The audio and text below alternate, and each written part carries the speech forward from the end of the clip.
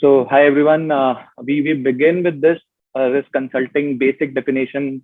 You have a slide wherein I have categorized the areas of risk consulting. People, typical big fours, if I have to say, they sometimes use risk advisory, risk consulting, assurance, and all these terminologies interchangeably. So this particular slide does not cater to any of the big four firms. It's a very high level, and there can be certain things which you might find here, these big buckets that I have formed, typical four buckets, but there can be many. But it's majorly for to provide a high level, input to you guys, so that if you have an interest in certain fields, you can pitch any of these four verticals, which typically caters to our risk consulting. So let us start with the basic thing first. What is risk consulting, or what does a risk consultant do typically? So the idea of risk consultant, as we understand, is it it it can be from business, mathematical, technical, or finance standpoint.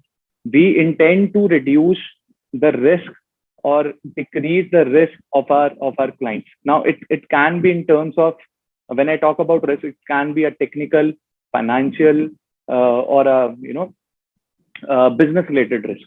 And to cater to these very adventure, I would say, big fours typically, or different firms, have different verticals in which people with their special skill sets work. Now, we, like, in these four verticals, if you see the first one, if I talk about the digital one, which essentially is the one that I am also working in. It basically talks about our technology risk, IT audit, emerging technologies in cyber security. Now this again itself is such a huge bucket, or the sub points. If you see, we can have four different slides on the amount of work that we do here. So it's just a high level. So people, let's say, freshers straight out of college, of a BTech background, and they are curious about technologies as well, and at the same time they want to be on the consulting side, be on the side where they have to, where they don't wish to do coding, but they wish to leverage their professional, or business skills as well. So this is the right fit for them. Typically, technology risk, if I talk about, or IT audit, if I talk about it, it is something that is pseudo technical. It will give you an exposure of business side as well, technical side as well, understanding the technical landscape of the client. Different clients would have different landscape, and then you would help client understand or reduce their technical risk, whatever they would have. Cyber security is one field which is so vast, and we see a number of BTech graduates, especially in computer science and cyber security. They make a career out of it, because you would have heard about, whether I'm pretty much sure, certified ethical hackers and penetration testing and all that. So all these type of work falls into cyber security. Having said that, it does not mean that you will only end up doing the technical work.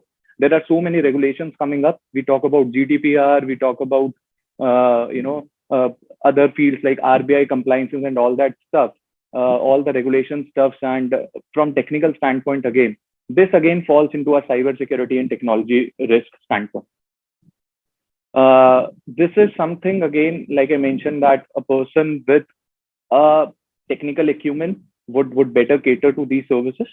And people, big fours typically hire BTech, or I myself, being from MBA IT background, I wanted to make a career out of it, and I did. The second one is like financial risk management. Again, a very vast field. Just to touch upon the fact that people who are typically doing MBA in finance, or let's say CFA certified, FRM certified, they basically work with a number of, their clientele typically involves a number of banks, asset managers, and all that institutions, wherein their work is to reduce the credit and insurance risk, market risk. Again, this is such a huge fit. But typically, people who are from MBA finance, tier one, tier two MBAs, they are hired by big four and big six into financial risk management, and they cater to these very services. The third one being risk compliance, the which I would say is like We have seen not only Big Fours, but typical industries also have this vertical, which is like the internal audit vertical. Now, this is one field where you will see a mix of people from different diverse backgrounds. A CA, probably a BCom graduate, an MBA, people who have that mindset, who understand business processes well. Do you need technical acumen here? Not necessary. But do you wish to understand the businesses? Yes.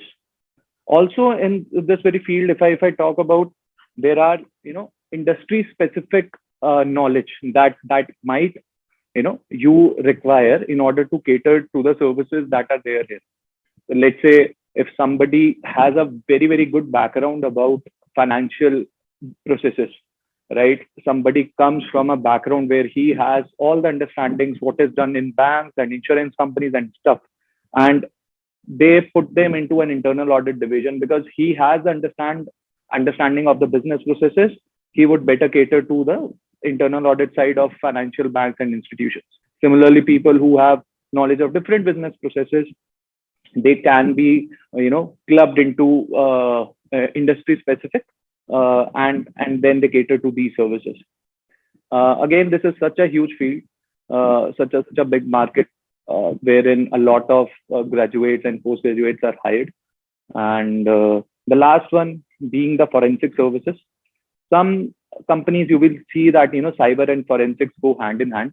Typically, they have a smaller team, but forensics, to understand, it's like an investigation, or a digital forensics. If I have to say, we have a cyber cell in each and every state now, and they also have their forensic team. Suppose an incident took place, wherein a lot of data, or certain critical things were compromised of our customers, and then forensic services of Big Fours come into picture, or other industries come into picture, wherein they help clients to understand what happened, why did it happen, and what could have been done to solve, to stop that. And these are the forensic services, kind of detective things that happen once a breach has happened, in order to go back to the place where it all started. So this is digital forensics teams. Are typically, it again caters to people who have a good understanding of technology, coding and stuff, and who has this mindset to they can bypass, or they can understand what an hacker can do. So this is a very very niche skill to have. And again, technical acumen side of things are required to understand this.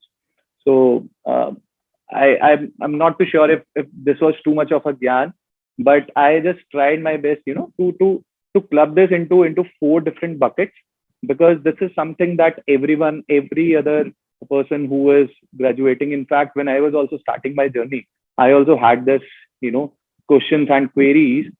We are saying risk advisory. I'm joining risk advisory of one Big Four, but I don't know which vertical I'll fall to. Where are my skills aligned? So this is something basis on Indian set of educations that we have. People or the interns listening to us here in this call, who now think that they have this set of skill set, and they can start making their career journey in this very bucket that has been framed. So that would be a good start for them, I guess.